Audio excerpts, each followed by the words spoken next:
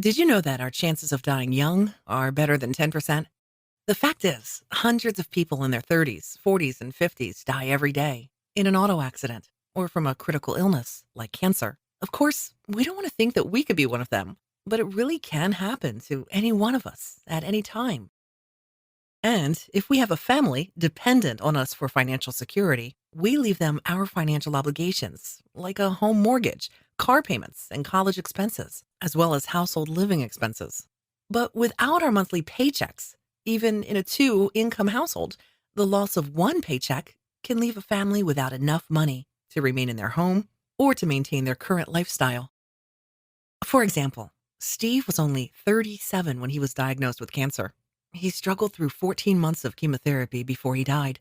And although his wife Susan continued to work, the family budget required both incomes. So by the time he died in February of 2002, they had used up all of his 401k savings and maxed out all of their credit cards too.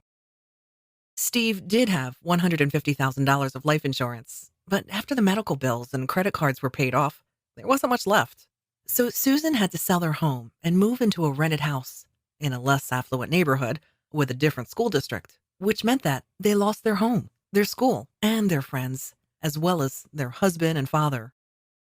Susan now struggles to raise three children as a single parent, as well as the sole source of family income.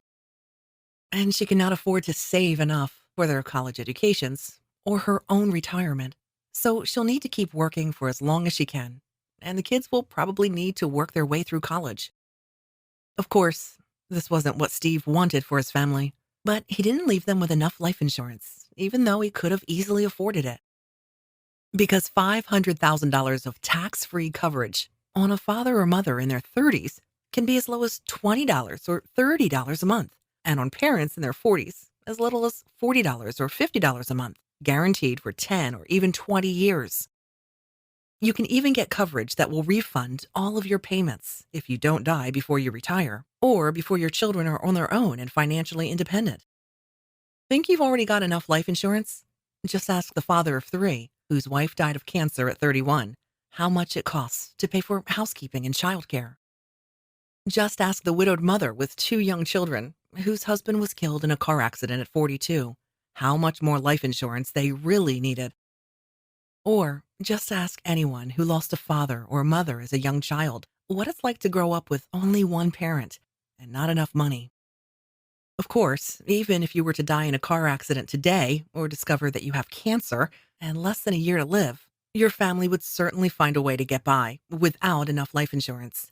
It wouldn't be easy for them or without some sacrifice, but you would have saved $30 or $40 a month. Does that make any sense?